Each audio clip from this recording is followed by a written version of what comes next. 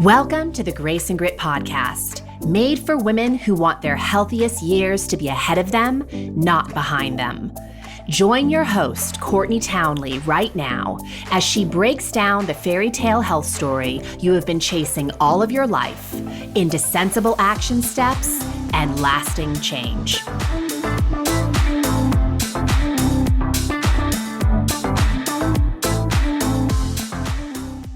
Hello, my friends, and welcome to the Grace and Grit podcast. This is your host, Courtney Townley. As always, I'm delighted you decided to join me today. And hey, if you haven't heard, Grace and Grit has a new digital home.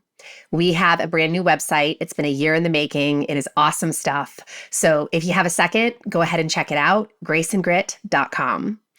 Now, I have talked a lot on this show about nervous system health. In fact, I have had my dear friend and nervous system expert, Irene Lyon, come on this show. I don't even know how many times now. It's been a lot.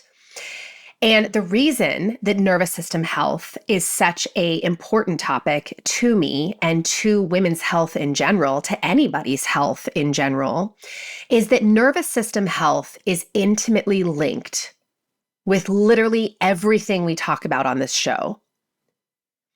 So today, I have invited yet again my dear friend Irene Lyon back to the show to explore how her work really helps to serve the work that I teach in the world. Because I help women with behavior change. And the truth is, behavior change is really difficult to do if your nervous system is highly dysregulated. And Irene's program, Smart Body, Smart Mind, is open for registration once a year. It happens to be now. Up until February 21st, the doors are open. And we are offering a 6-month free membership into Rumble and Rise as a bonus to that course, because that's how passionate I am about the content of Irene's work. Now, in this interview specifically, we explore connections that the nervous system has to things like midlife wellness, because I mostly work with women in the midlife population. We talk about self-leadership, because one of the biggest tenets of my work is self-leadership. We talk about taking risks and how nervous system health is actually the foundation for going after things you want to create in your life. We talk about developing healthy relationships and the connectedness that relationships have to our nervous system health, and so much more. So if you are someone who is new to the nervous system health conversation, or you are someone who is constantly trying to learn everything you can about the nervous system, I think you will find there is a lot packed in here that will help serve both of those camps. So sit back, enjoy, and I hope you walk away with a little bit more information about how to best honor your nervous system.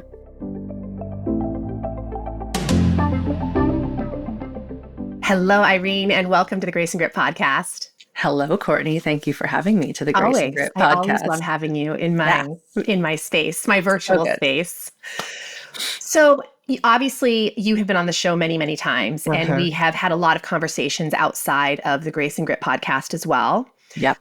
One of the reasons I'm having you back to the show at this particular time is because your program, Smart Body, Smart Mind, is now open for registration. And I have always been very open and honest that I am an affiliate for this program. It is the only program I am an affiliate for. And the reason I am such an advocate of this work is because I've been through it, and I know firsthand how it's impacted my own life. Yes. But I also, thanks to you and your program, have really come to have a better understanding of how instrumental nervous system regulation is to behavior change and to going after things in your life that you really want to be going after, taking risks, doing hard things, all the things. Yeah. So your work and my work, I do feel like complement each other really beautifully in that we can't change behavior, which is really what I focus on with my clients. We can't change behavior if we have a wildly dysregulated nervous system. No, ma'am. And we can't really do our best work with regulating our nervous system if we aren't administering some base level of self-care. And I remember when I first came into your program, like sort of that onboarding process was like, hey, here's the bare bones of what you need to be doing as you move through these lessons in terms of feeding yourself and getting rest and all of these things. So you are a nervous system health expert. And before we go on, I really want you to just kind of clarify what that means, because I probably have new listeners and people that may not at all know who you are. Well, it's a fairly new term. Yeah. And I am technically, I'll just put it out there, the credentials, so people know. Please. I have a bachelor's in exercise physiology. So fitness and nutrition was my first love and still is. My second study was biomedical science. I did a master's of research in that, working with humans and strength training. So that was, my science world. And then I got into something called the Feldenkrais method, which is a very sophisticated form of mind-body neuroplasticity work through some injuries I sustained from my crazy days skiing and jumping off of cliffs and all those things in my 20s. And that opened my eyes to what we might call the mind-body world. What I realized as I started to practice in that realm is that there was a very strong or large subset of people who needed a little more than that mind-body work. And that's where the trauma and the nervous system, not that the nervous system wasn't being used in those other methodologies, but dysregulation, chronic stress, trapped traumas. I got into that. That led me down the path of what is called somatic experiencing, the work of Peter Levine. So I am trained at the highest level, notwithstanding, of course, I'm not a trainer in that work, but I've assisted at the highest levels of SE. And then the other thing that really rounded out my career, if you will, is the work of Kathy Kane and Stephen Terrell. And they formed kind of another branch from SE, but it's its own work, working with early trauma, developmental trauma, and what we would call pre-verbal trauma. So stuff that happens to us as humans before we can make sense, make cognition, make behavioral understanding, meaning of things. So things that would happen in utero, also intergenerationally, but also when we're like under the age of 3, when things are not fully cognitively online yet. Yeah. So that is a long spiel to say, I am a somatic practitioner by trade. I have worked with people hands-on for years. And I am probably one of the highest level experts in this field of somatic healing, nervous system healing, working with complex PTSD, all the Ds, all the disorders. And I've just been doing this for a lifetime. If I go into my first academic world, it's been 25 years. And I've been working with people for about that long, since 1997. Yeah. So and obviously, like, the education provides a certain level of expertise, and then the experience of being in the field and working with so many people over so many years is a whole nother level. It is. And one thing I will add that I forgot to say is right now in our current day and age, there's no designation for somatic practitioner. Kind of like, we know what a physical therapist is. We know what a medical doctor is. We know what a lawyer is. Yep.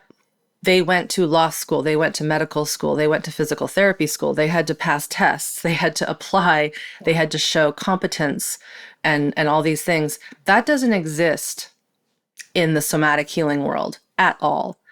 There are some certifications, but what I'm seeing a lot of, Courtney, and we've talked about this, is people who have done a little bit of work on themselves. They've maybe taken some online summit courses, a 3-month I'm going to say this with air quotes, certification, or they've done one level of SE and they're saying that they are providing nervous system healing work. And maybe some people are great at what they do and they're just naturally inclined, but this stuff is complex. Yeah. It is not something you can learn in a few months. Like I said, I started working at this level of SE and working with trauma in 2008. And I still learn. I am still working through this stuff on my own. So we're in a bit of a wild west right now. As we enter, it seems like we get there with so many things, don't We we? do. It's like everybody is, and I get it. To be fair, we now know without a doubt through the research, if we do not have regulation in our nervous system and secure attachment with ourselves and the world, things aren't very good. Things break down. Yeah. And I think what you said about behavior change is so key because, yes, there's so many behaviors that are nasty and not good and harmful and not helpful. And while sometimes we might need to make a behavior change really stick for the sake of survival in a situation, if we aren't getting into that foundation, Yep. we're not building that topsoil, if we use a farming analogy, we're not going to grow a beautiful ecosystem. It's just not going to stick. Yeah. And so two things I want to clarify just in everything that you said. Somatic, would you just elaborate on that word? Because I know that some people are hearing it and they're like, what is she speaking to? What is that? So soma just means, in Greek, it's body.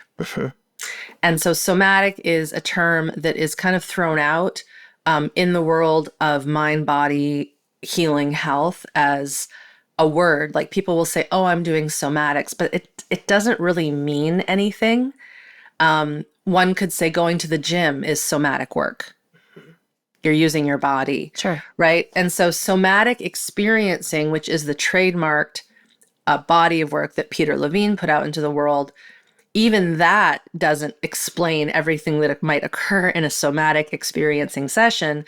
But the core, we could say, thread is that you are learning how to be with your body and you're learning to listen to your body and be connected deeply in what we would call the interoception. And this is, I think, the prime piece of smart body, smart mind. There's a reason it's smart body, smart mind, not smart mind, smart body. Right. Very intentional. Yes. Still an obvious piece there. But our body, it governs everything, and we can be fit. This is what's so strange about the human system. We can be fit. We can be feeding ourselves the best foods ever. But if our autonomic nervous system physiology, which governs our survival stressors, is off, all the housekeeping internally is also going to be off because our primary function as humans is to survive. Yes. And if there's even a perceived threat that isn't really there, we will stay ramped up, right? Or we'll be shut down in some form of, we would call it freeze, shock, dissociation, and be darn functional doing it, like being in life. And this is, I think, the plague of Western civilization is we have pushed so darn hard through so many hard circumstances, and yet we haven't healed a lot of the hurts and harms, but because of our higher brain, we can push, we can persevere, stoicism, all these things. It allows us to push through, which, let's face it, in times we need to. Yeah. And I love how you phrase that, like high functioning, because I see that a lot in my own work where it's like this high functioning dysfunction of people. And the other thing I wanted to highlight was that when people think about behavior change, they often are very stuck in a space of judgment and frustration because they feel like they're trying so hard and it's just not working. And what I love about your work and people starting to tap into your work is it really gives them the opportunity to extend compassion to themselves. Yeah. That, hey, it's not, you're not broken. No. It's that the systems need some attention. Yeah. And this system in particular needs some attention. 100%. The word that came to me when you were saying that is flow. Like we need to have flow, not just like metaphorically and in our day, but in our organs, in the pipes of our body, in the cells, in the fluids, the tissue. And there's something about strict behavior modification that puts us into a bit of a tensed archetype, like a tense quality, an armored quality of, we would call it bracing. where you might, let's say you're in a car and you see that you might need to slam on the brakes, you naturally brace. Even if it isn't an accident and you're like, oh, you maybe you miss that, the light was just about to turn because your attention got grabbed to something on the street and that is not, you don't think, okay, I better brace because I'm about to slam on the brakes really hard. Yeah. You do it automatically. And so many people in our Western world are moving through life not realizing how braced, how tense. The flip side is not that, it's the opposite, collapsed. This is where depression comes in. This is where lack of vitality comes in, lack of energy comes in, that burnout, that adrenal fatigue. Yeah. Right. And then there's some people that if they see that light, even if they wanted to muster the energy to brace, they couldn't. Yes. So these two things are still on the spectrum of the nervous system being dysregulated. I love how you explain that. I've never heard it that way, that you say it that way, but Neither have I. That was collapse. It's beautiful. I can totally see that. And I can think of 1,000 examples of women who I have worked with personally who were either braced in that digestion doesn't flow, they're constipated, their shoulders are constantly up in their ears, they're not taking deep breaths, right? Like they're in that braced state. Survival. And then, of course, the collapse is just no motivation, no sense of purpose. Yeah. Feeling that, anything is hugely effortful, no matter how small we make the task. Yeah. And we do it in little micro ways. Yeah. It's kind of part of our North America, at least elsewhere in North American culture. You get up, and I'm guilty of this, like you drive yourself to work and go, and there's so many things to do. And then what happens at night? What does Netflix provide? What does Amazon Prime? A collapse on the couch to just zone out. And there's nothing wrong with watching a show and taking in entertainment. I think that's a part of what's so cool about humanity is the arts. But there is a cycle that you see where that's kind of like we go, charge, sympathetic, and then because we have to. If we didn't chill out at night, we would be wired to the point of self-destruction. Yeah, and we wouldn't be able to sleep. Yeah. So it kind of, it's a macro and a micro, but then you can also see that within the tissues. And chronic tension is so big. As is the bowel problems that you just mentioned, right? Constipation is a big thing. Yeah. Yeah. It's so interesting. Inside of my community, just this past month, we were talking about, planning your days in a way that pollinate in sort of the parasympathetic, the rest and digest, not saving it all up for sleep and for the end of the day, but like, how do we actually organize ourselves where we're oscillating throughout the day so we don't feel like we're just collapsing at the end of the day and then relying on sleep to do all its magic at night. Yeah. Yeah. I mean, one example, how many people here when they eat during the day actually sit down and eat? Right. And also they whip it down in like 5 minutes. Yeah. Or, I'm guilty of this while checking an email, listening to a voice message. And I have been trying even myself to take my bowl of soup or my leftovers and sit on the couch and just sit there. Yes. Don't take the phone, crack a window, get some air or go outside. And even if it's just 3 minutes, Courtney, because that's how much time it might take to eat a bowl of soup. Sure. That still brings the stress response down. That still brings the go. That puts you into that rest, digest of the parasympathetic. Cultures all around the world, what do they do after they eat lunch? They siesta. Yeah. They chill. I was born into the wrong culture, Irene. Yeah, I know. Let's go to Italy. But it's true. Like they'll sit on the porch. My mother's from the Philippines. There's a lot of porch sitting in that culture, at least in the country. Like, yes, things get done, but there isn't that pressure. Yeah. And meals are also like an event. It's like you sit at the table and you have conversation and you put your fork down between bites. And it's an experience, smelling the food, tasting the food, talking versus it's just shoveling the food in. Yeah. usually while, like you said, checking email or watching Yeah. Netflix. Yeah. And then the other thing is we miss out on the pleasure of these Mhm. simple things like eating.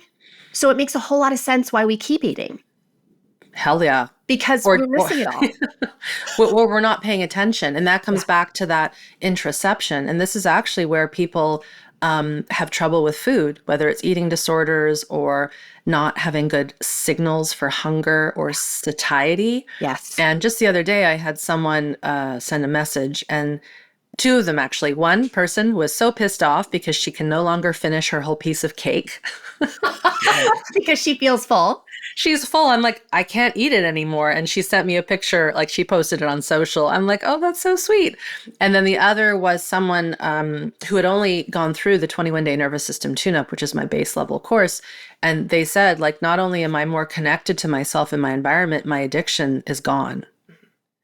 And we didn't try to like force this person to stop. We never in any of this work say, stop eating this, don't do that, do more of this. It's restoring the health back to the system. And when the system really wants health, sure, it'll have maybe a lovely glass of red wine, but it's not going to have the whole bottle. Yeah. Because it feels that, It's and awareness. They're it's actually having, yeah. awareness, right?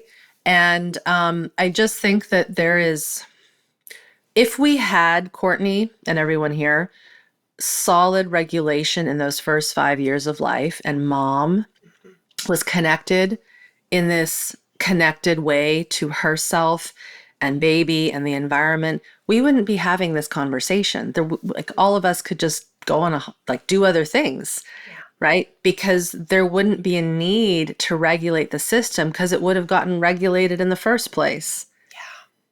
Now, of course, modern day world has its stressors even when you are regulated. Yeah, of course. But having followed certain people's careers and lives, you'll hear these stories of people that have had gruesome histories, like of abuse and being imprisoned when they shouldn't have been, and then they come out and they have a little PTSD, but they're actually okay. Mm-hmm.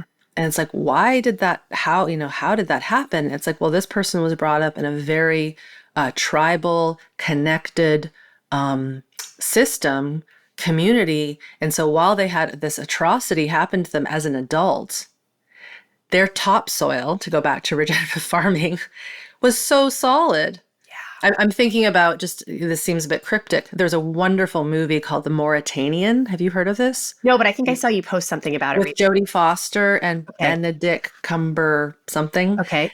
And it's about a man from Mauritania, which is a country in Africa, who was wrongly put into Guantanamo Bay for like 15 years, Courtney. Okay.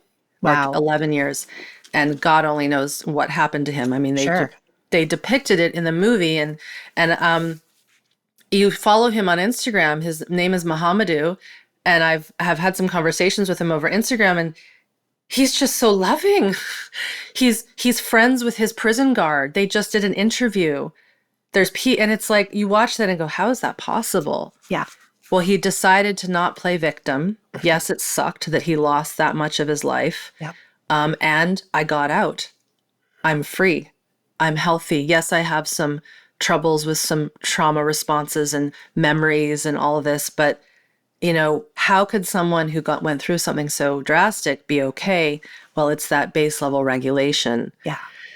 So that might seem depressing for someone who's like, well, I didn't get that base level regulation. Yeah. And it's like, yep, that really sucks. And what's cool is that the human adult system, when it wants to learn, so you have to want to do this. Yes. We have the capacity to rebuild and rewire through neuroplasticity. 100%. And that's exactly what this work does. So let's talk, because this is the part where we talked the other day on Instagram Live about sort of the midlife female population. Yeah. Traveling through midlife, carrying more responsibility than you probably ever had in your life. Yeah. Also realizing there's some renovation work that needs to be done because your hormones aren't online that they want in the way that they once were. Yep. And then also possibly unconsciously contending with the fact that you never did get that regulation as a child. Yes. So making change At any stage, even with a regulated nervous system, is challenging. Nobody's arguing that. But Mm-mm. it's extra challenging and extra Mhm. stressful and in Mhm. some ways extra impossible when Mhm. we are dealing with a nervous system that is so jacked up. Jacked up and in some ways terrified Yeah. and looking for all the reasons to hide, Yeah. terrified and hiding. And this is, I think, the cocktail that many women, Mhm. especially, there's a reason why they say that women have more prevalence of neurodegenerative conditions like MS, Yeah. for example. More women have autoimmune conditions. I personally don't think that's a genetic thing or a female thing. I actually think it is a cultural, societal thing. And there's a whole other podcast in there about feminism Yes. and equality. And yes, equal rights are very important. But man, the female isn't meant to do all those things and also do this and this and this and this, right? And I think that puts a super duper big burden on the female system because, man, we're not resting. Well, We don't, we it just, brings to mind for me the good girl complex, right? When you're trying to yeah, be a good girl all the time and sort of yeah, make everyone around you happy and don't ripple the water. Where does my body go in that? To the braced state, yeah, right? Everything in me yeah, just seizes up because I'm yeah, afraid to step on anything that yeah. would upset somebody. Exactly. And I made this analogy or comparison the other day. I have a friend who has twins and they're 17. And the son is a bit of the reckless one. He's like driving cars There's fast, always one. too many girlfriends. And then the daughter, she is perfect. Like like she knows where she's going to college, she knows what she's doing, all these things. Like she was the perfect one. She never caused any problems. And I've known them since they were wee and little, like in mama's belly. And the other day, the son, my friend, I got this through my friend. He's like, walked into my son's room and he's just laying there. And I'm like, what are you doing? He's like, I'm resting. I was like, what do you mean you're resting? You're 17. He's like, I'm chilling out, Dad. Yeah. And it was just so great because and I said to my friend, I said, don't mock that. He is actually taking care of himself. And the thing that's interesting, Courtney, is when I was in private practice, I'm no longer. I would work with, usually it was women who were really unwell, like chronic pain, fatigue, severe anxiety, panic. Often these things got triggered by a life event that was scary, like a car accident, for Okay. example. Yep. And I'm thinking of this one client who fit this bill. She was the responsible one in her family system out of her siblings. And she took care of everything. She cleaned, she cooked, she paid the bills like when she was 10 years old. That is not conducive. I get shivers thinking about it right now to good regulation when you should be growing and exploring and playing and connecting with friends. She was an adult Yeah. and all that stress was stored in her. And then she has this car accident in her 20s and everything just explodes. And so for many family systems, typically, I'm sure there's instances where the brother or the, son takes over, but usually it is the woman, the lady, the girl. It's our nurture. It's our ability to multitask a million things. It's the reason we see the thing in the refrigerator when our husband is standing there staring right at it and they don't see it. It's not that one person is better or the worse. You know this too well. It's not that one person is, it's just how we're built differently in a way to take care of a lot. Yeah. I also think this is why women are so exceptional at being CEOs and running businesses because they can multitask a million things and remember every single person's birthday. Yeah. That's a lot to It is a take lot. on. And it makes me think of like just because you can doesn't mean you You should. should.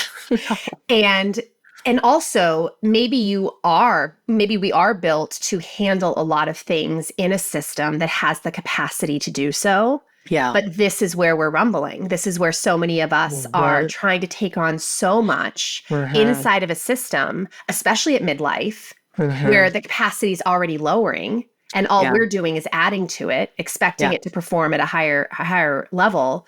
And we haven't done the work of healing and regulating and nurturing, which is why I love your program so much. The Um, thing, the thing I want to add there too, just to make a connection to longevity and yes, health, yes, because there might be some folks listening to this who don't consider them to be living in complex PTSD yes. or an autoimmune condition Mhm. or some form of cancer or chronic pain. Just wait.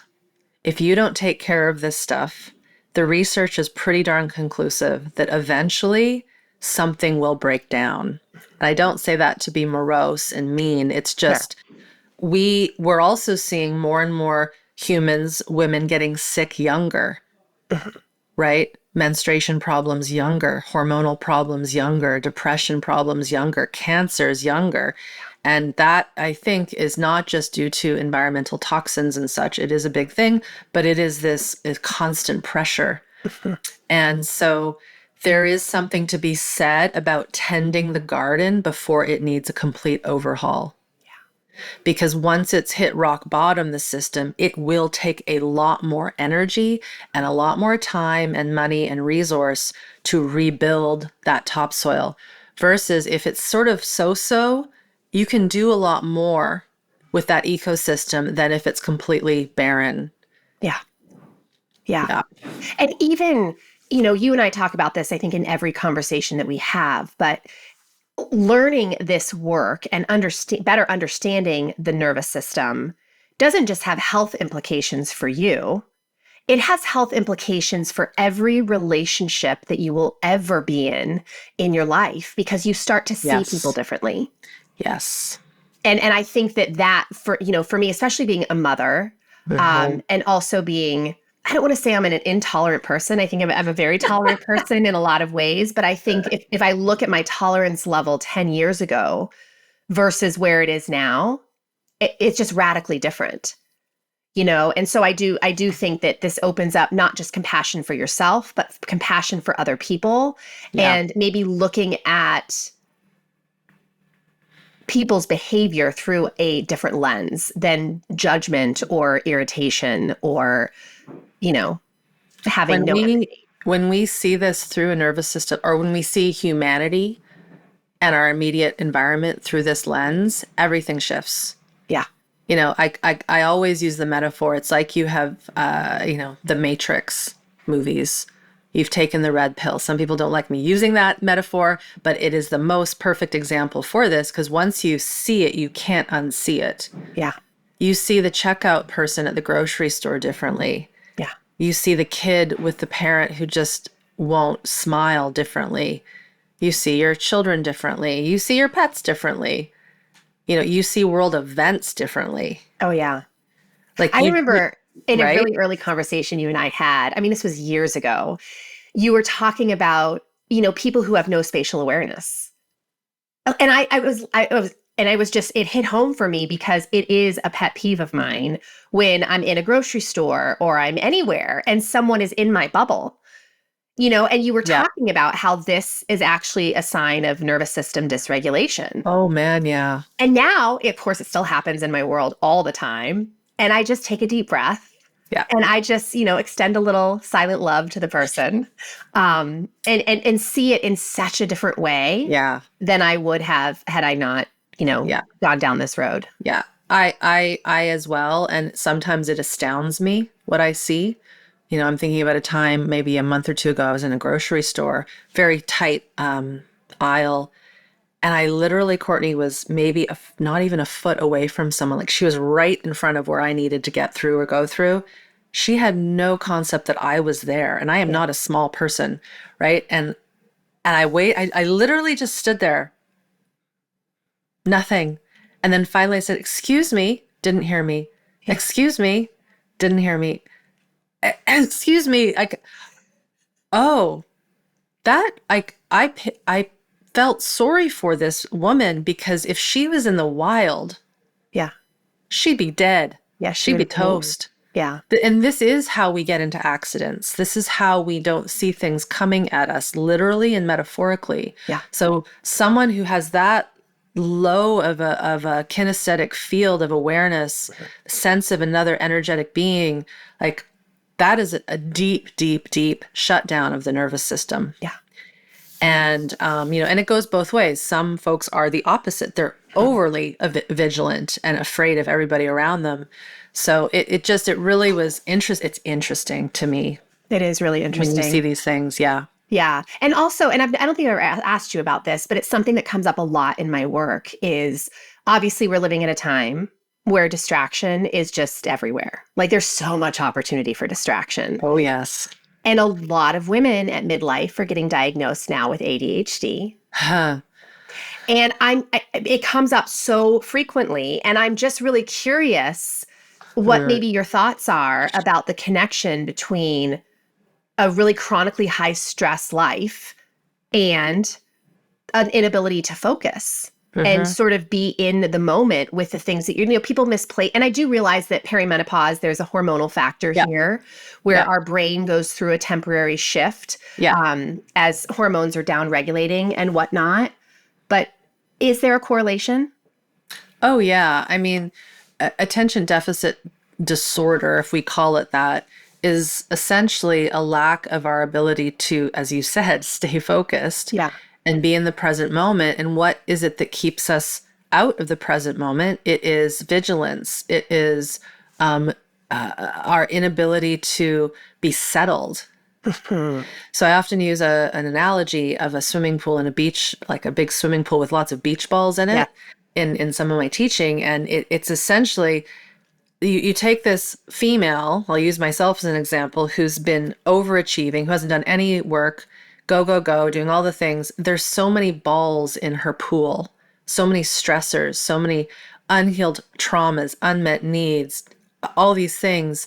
And people go two ways usually. They'll either disconnect, which allows them to not have attention, or they'll be hyper vigilant to all of the stress in the system. And, it's interesting that you said more and more women are being diagnosed with that. I believe it. I haven't heard that. Yeah. But my hunch is it's an artifact of what we've been talking about, that females are under stress and strain and doing all the things. But then you add in this device here of the mobile phone, and you add in the news cycles, and you add in, if I look at my WhatsApp app, I am in connection with way too many people around the world. Yeah. I love all these people. They're most people that I've met like you through podcasts. Right. But there was a moment where I could keep up with these messages per day. Now it might be a week or two before I can actually respond. And it's not because I don't want to. Sure.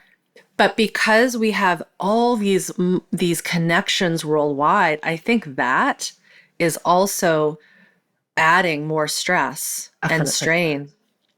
Because, back in the day, the female would just know their immediate family and their immediate friends, right? For birthdays, events. And now, holy moly, there's like this global contingency. It's like we're diplomats for every single country. I know. And people don't like hearing that constraint is a part of a healthy nervous system and a healthy life. Yeah. Because we just want all the opportunity and all the things at all times. And it's like, well, yeah, you can have it. And there's a cost.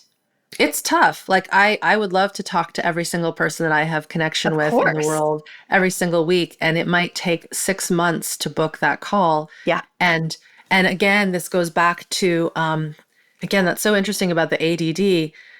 If we think of, say, Gabor Mate's work, whom has been kind of a leader, a medical leader and an author in the field of stress, trauma, and disease. Yeah. One of his first books, probably in my opinion, still the best one, When the Body Says No. Yes. A lot of the folks that were, again, dying, sick from chronic illness like MS and ALS and rheumatoid arthritis and autoimmune were women. And these women were, quote unquote, perfect. They didn't make mistakes. They were always apologizing for not being good enough, for not showing up enough, for not doing enough. But it was the going that made them sick. But that's rooted so young in, like you said, be the good little girl, be the people pleaser, smile even though you don't want to be here, you know? And there's so many factors to that. And then, like I said, you add in the technology that we have access to and this desire to connect and have community online. And then it's just, it's like another weight on the system. And all the examples online of how imperfect we still are. Oh, Because we're just bombarded with all of this. Oh, wow, I'm not as good or yeah. as put together or whatever Yeah. it is that I thought I was. Yeah. It's really confusing right now, especially for young kids. Yeah. Right. I mean, that's I again know. No, I another. know. I actually have a digital health expert coming on the show next month for this reason, because it's a conversation we're just constantly revisiting inside my community Yeah. about how to forge a healthy relationship with technology, because Yeah. most of us don't have one. We don't. And, you and I are of the gen where we didn't have this growing up. I thank And God. and that I think we're a rare breed. Like Yeah. someone said, we're going to be in like the Smithsonian one day. Like these people did not grow up with these things. Yeah. And those that are, like, I am worried about the Mhm, of course. generation that, and some people will say, oh, it's just part of it. Our parents didn't have television than we did, but you didn't bring the television in your backpack. Right. And have it in your pocket. I mean, I know. Yeah. All right. Yeah. One I more thing know. I want to ask you about Yeah. before we wrap this up, because Yeah. a lot of my work is around self-leadership, really helping women direct their decision making in the health arena, and of course in every arena of their life, but we really focus on the health arena. And when I think about self-leadership, I think about how we handle setbacks and challenges and make decisions and rumble with disappointments and all of those things. And nervous system health is 100% at the root of this. Yes. Can you just speak a Yes. little bit maybe to your thoughts on the connection between nervous system regulation and our ability to lead ourselves through the world in a way that keeps us in integrity with ourselves? Yeah, well, it goes back to when we were young, oddly. There's a period of time when we're young when we're really dependent on our primary caregiver, Yeah, of right? course. Yes. For everything: food, shelter, warmth, connection, when we're not feeling well, so that we learn how to self-regulate through that co-regulation. Again, so many didn't get that. And then there's a point in time around five-ish, four-ish, where the human starts to really, I mean, and you'll see a little soul in a baby too. Like there's differences as well, but there is an independence, an aggression in a healthy way, a healthy aggression, a healthy life spark. Some might call it authenticity. I like to call it individuality. Yeah. That starts to flourish around that 4-year-old, when the human can be a bit more able. Yeah. They can carry their stuff, they can put stuff into their room, they can help clear the table. They can have an opinion. Exactly, yes. They can ask questions. Why? Yes. Why? Yes. Like that is such an important part of the human development. Now, let's say that doesn't get done very well because parents are in their own stress. They don't realize that this has to occur in a little human. They see it as a nuisance. Mm-hmm. They see it as a strain. They see their kid as a pest. And we then condition these little people to don't be that way. Right. Don't express yourself. Don't. Yeah. Exactly. So this expression, but also, the self-leadership, I see it going back to, did little Susie and Johnny learn how to clean their room by themselves, or was it always being done by mom? Yeah. Did they learn how to pack their own lunches when they were young? Did they learn how to clean up the table after a family meal? Were they disciplined in a healthy way? That creates self-leadership, because when you feel the accomplishment of cleaning your space, and of course, you got to learn that through your parents, and it gets reinforced, you just do that.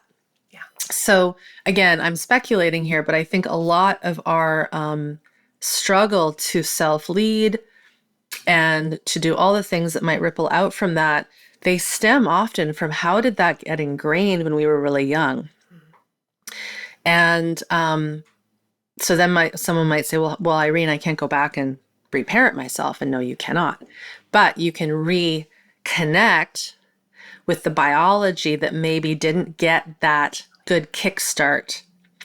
Totally. And oddly, Courtney, and you know this, but oddly, when we get our biology back on board, when we start to listen to our hunger cues accurately, our fatigue cues, our energy cues, our impulses in that biological impulse that we teach so much in Smart Body, Smart Mind, when we learn how to listen to our stress responses, maybe we start to have memories and feelings of grief and sadness because we weren't taught how to self-lead as a little one, or opposite, too much. I probably got too much when I was young. I was running an animal hospital by the time I was 10. Yeah.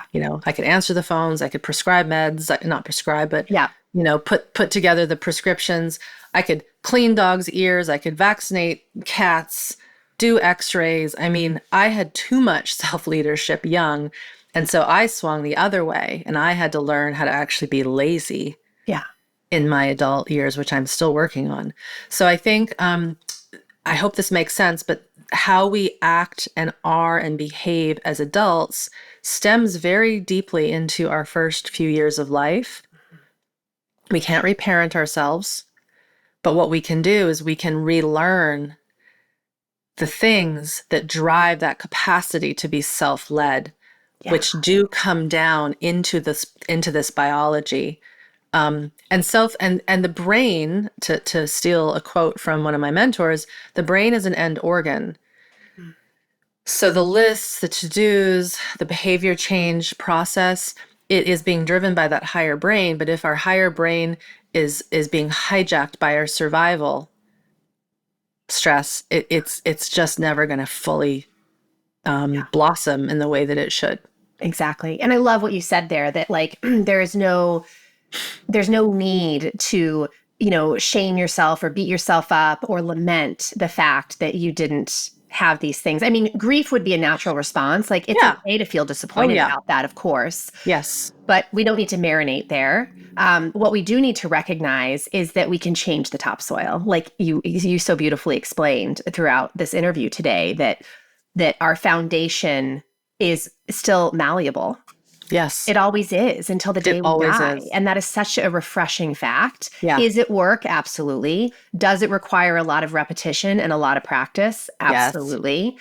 And for anyone listening today who really is just sort of intrigued by the conversation and this is resonating and landing for you, Irene's 12-week program, Smart Body, Smart Mind, is now open for registration. This only happens twice a year. Am I right? Usually only once. I know last year it was twice. So last year was a bit of a weird anomaly, and I don't know what's going to happen. You're not sure if year. you're doing it twice this year. I'm not sure. Well, good to know. Yeah, I really don't know. Even more important for listeners to know that this is your one opportunity. Registration is open through the 21st, I believe, of February. Yep. And because I'm such an advocate for this program, and we've had so many conversations about this, you can search the podcast and listen to all the podcasts that Irene and I have done over the years. But I am offering anyone who goes through Smart Body, Smart Mind in this round and uses our link to register, they will get 6 months of membership inside of our Rumble and Rise community. And the other thing that's really important for people to know is that I don't want to overwhelm your brain. Right? We both have a lot of information to share and help people with. So I always give people a 3-month window to sign up for Rumble and Rise. Oh, wow. So they can go through your program and only focus on that and be all in and do the things. And then when it's over, if you're looking for continued support and you're looking for a community of people, not all of which have gone through the program, but a lot of them have. It's a pretty cool space for that. And by the way, I was thinking before we did this interview today, we need to do a conversation with people who have been in both of our worlds. I actually just thought about that. Yeah. I'd love to hear what you're seeing in your community for those that have. I mean, I my guess is you're seeing a shift that is exponential for those that are getting the nervous system work on board. For sure. And I would say especially in the regards of so much compassion, right? Yeah. And so much diligence around decompression and making time to rest and recover. And also so much smarter in the way that they're choosing strategies for change. So anyway, yes, that conversation, we will definitely have to have it in the future because I think that would be really cool. One thing I'll mention for those that are so new to my work and they don't know how the program works, Sure. I'm starting to reshift how I say program and call it a curriculum. Love it. And the reason why is the investment is not just for 12 weeks. Definitely not.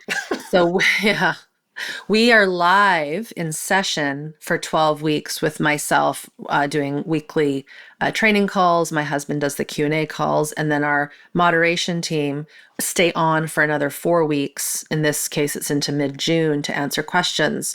And so it isn't something that I ever recommend a person white knuckle to get through the 12 Definitely. weeks. Yeah. Because there's actually enough content and enough learning in there to keep a person busy for like 5 years. Yeah. For a lifetime, literally. And, yeah. I mean, in terms of a practice. Yeah. And I don't do that to overwhelm or scare. Yep. Because it's like, I always use the analogy, learning a second language as an adult. You're not going to get fluent in 12 weeks. Right. You will get the basics, the essential basics. And if you practice consistently, maybe more than one might if they only do a little bit here and there. But that language is always being refined. But then there comes a point where you don't need the intensity of study to the same degree because you've got your fluency a little bit more on board. Yeah. The other thing I'll also say, we have a team that is incredible. And I was actually thinking about this with my team this morning, talking about, we're in this registration process. Yeah. And I'm like, do people realize how much they're getting with not just me and my 20 years of knowledge in the program content, but there are 10 moderation experts who if I was to add the amount of years of experience and education. Oh my God. Like our eldest elder senior moderator, Jana, she's in her 60s. Yeah. And she's been doing this work way longer than me. We have psychotherapists, we have counselors, we have Feldenkrais experts, parents, grandparents. It really gives you a robust support system. Mm-hmm. And I can say confidently, not many online programs out there that focus on the nervous system will give you this. Of course. Like, we have been building this team for years. This is the 13th time we've run Smart Body, Smart Mind. So again, we're not our first rodeo. We've made lots of improvements and changes, and it's really, really a solid commitment and investment for life. On that note, I think it's really important to let people know too that like you said, this is a curriculum, and because this program runs every year, you're invited back to go through in real time every year. So I went through, 3 years ago, I signed up, and I still go through at least to some degree in every round, which I think is also something that separates it from a lot of programs out there, that you really are cultivating this experience of it being a practice and not like some one and done thing for 12 weeks. And not at all. And I mean, I teach the training calls every single round, and one might think I get bored of them, and I don't. Yeah. I'm different. The day's different. Seth, who does the Q&A calls, I mean, his Q&A calls are rock star. They could be podcast material times 100 and a million. Like, just every time there's more that comes in, and the group gets smarter. Right. So as we all elevate and know more of this, the group container and the field of healing that's created is just powerful. And I still really go, how did this happen? But it's it's happened, and we are doing good work. So for those that if people have questions, there's so many FAQs on our registration page. Yes. Like, I hope that people really go in and look. Yeah. Don't make a survival quick decision. Like, go and look, read the FAQs, watch some of the testimonial success stories. Yes. Read the credentials of our team. Take your time. I don't know when this is going out, Courtney, but the 21st is still a few days away. I think we're going to try to do it soon. Normally we drop on Saturdays, but I think we'll probably drop this a little early just because registration closes on the 21st. Yeah. And also, just to that note of the sales page, we made it really easy for people to find. It's just graceandgrit.com/SBSM. Smart Body, Smart Mind. Yeah. Smart Body, Smart Mind. graceandgrit.com/SBSM. And we'll put it underneath the podcast video and all the spaces and places. Yay. Thanks, my friend. They always just get better. I know. I can't wait to see. We're getting better. Sure. We're getting better. And that's the thing. Resilience and nervous system growth, it doesn't have an endpoint. Yeah. And that is another, maybe that's a port to end on, is we've been taught in the medical model, there's a problem, fix it, don't think about it. Done. Yeah. And this is like eating well. This is like sleeping and movement. It's a way of being. It's a way of being. And when you get it in, it just starts to tick over. And like I said, it's hard to not see it once you get it. So true. It's so true. Yeah, I'm excited. I'm excited for the people listening to this episode. Yes. And I'm really excited for anybody who signs up for the program this year. Thank you for making the time. You're welcome. Yeah. Thank you. Awesome. Have a great day. Bye.